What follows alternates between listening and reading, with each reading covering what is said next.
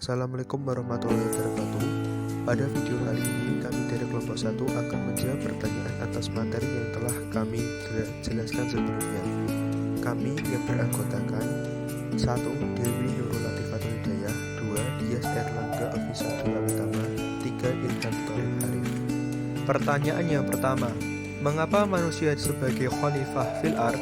Karena yang pertama, manusia sebagai yang sempurna dalam penciptaan, yaitu diberi Allah berupa kelebihan akal. Yang kedua, manusia pada hakikatnya diciptakan ke dunia ini untuk memelihara bumi. Yang ketiga, manusia juga memiliki kemampuan berpikir yang luar biasa dengan menggunakan akalnya. Pertanyaan yang kedua, apa tujuan manusia diciptakan? Manusia pada hakikatnya diciptakan ke dunia ini untuk memelihara bumi atau sering disebut dengan khalifah fil ard. Pertanyaan berikutnya, apa tugas manusia sebagai khalifah fil ard di bumi? Sebagai khalifah, tugas utama manusia adalah mewujudkan kemakmuran, kesejahteraan, dan kedamaian bagi semua makhluk di alam semesta. Yang berikutnya, bagaimana pandangan Islam terhadap eksistensi manusia? Manusia adalah makhluk yang terdiri dari jasad dan roh menurut Wan Daud pada tahun 1998, yang berarti manusia bukanlah makhluk Tuhan yang murni dan juga bukan makhluk jasadiah murni.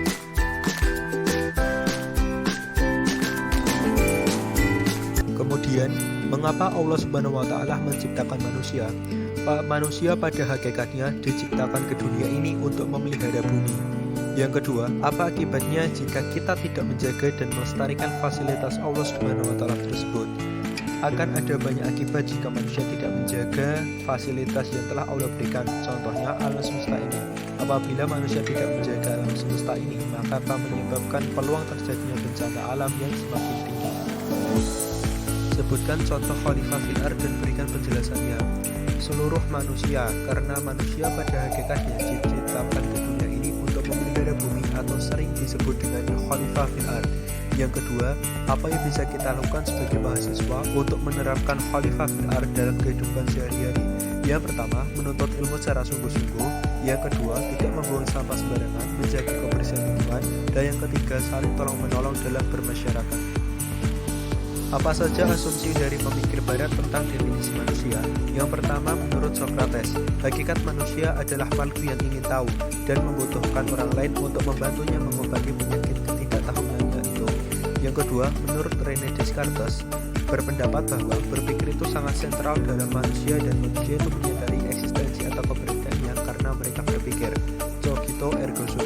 Yang ketiga, menurut Immanuel Kant, berpendapat bahwa manusia adalah makhluk rasional, makhluk bebas bertindak sesuai alasan moral dan bukan hanya untuk kepentingannya pribadi. Apa maksud dari manusia sebagai makhluk paradoksal? Paradoks manusia memperlihatkan sisi yang saling bertentangan dalam dirinya. Kedua sisi yang saling bertolak belakang itu tidak mungkin didamaikan, bahkan dalam proses hidupnya, manusia akan selalu mengalami sisi paradoksal tersebut. Uniknya, kedua sisi itu akan selalu ada bersatu dalam diri manusia. Sisi paradoksal bukan berarti kedua sisi itu bersifat kontradiktif. Jika bersifat kontradiktif, salah satu sisi akan mengalahkan sisi satunya. Apa yang dimaksud makhluk ruhaniyah murni dan makhluk jasadiah murni? Manusia adalah makhluk yang terdiri dari jasad dan roh, artinya makhluk jasadiah sekaligus ruhaniyah. Yang kedua, cara apa saja yang dapat dilakukan untuk memperbaiki moral sesuai ajaran agama Islam? Untuk memperbaiki moral, hendaknya dimulai dari diri sendiri dengan menata pikiran, hati, sehingga semua terkontrol dengan baik. Tujuannya menjadi manusia yang berguna bukan hanya bagi diri sendiri, melainkan juga bagi keluarga dan masyarakat luas. Tuliskan dalil hakikat manusia. Pada Quran surat Al-Zariyat ayat 56, Ma khalaqatul jinna wal insa illa liya'budun, yang artinya, dan aku tidak menciptakan jin dan manusia melainkan supaya mereka mengabdi kepadaku. Yang nomor 2, contoh penghayatan kodrat hakikat manusia adalah penghayatan khusus, yaitu kodrat menurut artinya adalah inti yang tetap dalam suatu kenyataan yang mentaati hukum-hukum stabil. Esensi berarti unsur-unsur yang bersama-sama mewujudkan inti mutlak seperti esensi manusia.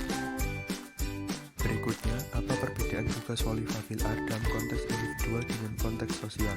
Dalam konteks individual, tugas khalifah antara lain mampu mengelola pikiran agar selalu berpikir positif dan terjauhkan dari semua perbuatan zalim.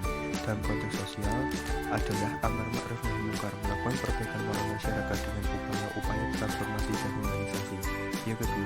pendapat Parodi Razi tentang hakikat manusia berpendapat bahwa manusia memiliki beberapa karakteristik yang khas dan berbeda dengan iblis, malaikat, dan juga bintang, karena manusia memiliki akal, hikmah, serta tabiat dan nafsu. Selanjutnya, apa maksud manusia sebagai makhluk yang dinamis dan kompleksitas? Makhluk yang dinamis memiliki keinginan untuk berubah dan bertanggung jawab. Manusia bersifat kompleks dan selalu berkembang. Kompleksitas dan perkembangan manusia tidak terlepas dari hakikat manusia sebagai makhluk yang dinamis, misteri, dan paradoksal. Bagaimana pengertian Khalifah fil Ard menurut Al-Quran? Khalifah fil Ard dapat kita lihat pada ayat Al-Quran surat Al-Baqarah ayat 30 yang artinya bahwa ingatlah ketika Allah berfirman kepada para malaikat, sesungguhnya aku hendak menjadikan manusia sebagai khalifah di bumi. Malaikat berkata, mengapa engkau tidak menjadikan manusia sebagai khalifah, padahal mereka nantinya akan membawa kebesaran dan berkembang daya, sementara kami senantiasa bertasbih, memuji dan mensucikan engkau. Allah berfirman, sesungguhnya aku mengetahui apa yang tidak kamu ketahui. Selanjutnya, apa maksud dari manusia bersifat kompleks? Manusia bersifat kompleks karena terdiri dari beragam suku, agama, ras, sifat, dan kepribadian yang berbeda-beda. Yang kedua, jika manusia adalah makhluk dinamis, gambaran apa yang ada di sekitar kita? Contohnya, manusia sebagai makhluk dinamis adalah perubahan pada tahap menempuh jenjang pendidikan, yaitu tahapan menjadi mahasiswa pada perguruan tinggi. Mahasiswa diharapkan mampu berubah ke arah lebih baik kedepannya dengan ide-ide dan kreativitasnya. Manusia menurut Al-Quran adalah yang pertama al-insan, membicarakan tentang manusia secara utuh sebagai manusia. Yang kedua basyar, membicarakan salah satu aspek manusia. Yang ketiga adalah an-nas, kerap berbicara mengenai keagamaan manusia. Apa tujuan eksistensi manusia? Tujuan eksistensi manusia adalah agar manusia memahami keberadaannya dan mengaktualisasikan segala potensi dalam dirinya tanpa meninggalkan Allah Subhanahu wa Ta'ala. Bagaimana konsep manusia sebagai khalifah fil ard di bumi? Dalam Al-Quran, konsepnya dijelaskan dalam Quran surat Al-Baqarah ayat 30 bahwa semua manusia apapun jenis kelamin jenisnya mempunyai fungsi sebagai khalifah dan akan mempertanggungjawabkan tugas khalifahannya itu di kelak hadapan Allah Subhanahu wa Ta'ala. Selanjutnya, kodrat adalah sesuatu yang ditetapkan oleh Tuhan sehingga manusia tidak mampu untuk berubah atau menolak. Bagaimana saudara jika ada orang yang memilih merubah kodratnya sebagai laki-laki menjadi perempuan atau sebaliknya? Secara umum, transgender atau merubah jenis kelamin hukumnya adalah haram dalam Islam. Pakar Al-Quran dan Hadis Kiai Haji Ahsan Saqo Muhammad menjelaskan, mengubah jenis kelamin hanya diperbolehkan mubah apabila seseorang tersebut memiliki kelainan medis seperti bibir sumbing dan kelamin ganda. Selanjutnya, khalifah diartikan sebagai pengganti Allah untuk melaksanakan perintah-perintahnya terhadap manusia. Mengapa Allah memilih manusia daripada makhluk ciptaannya yang lebih taat padanya?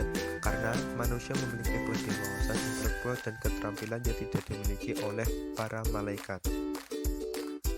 Jelaskan secara singkat apa yang dimaksud eksistensi manusia sebagai khalifah fil ard dan sebutkan contohnya.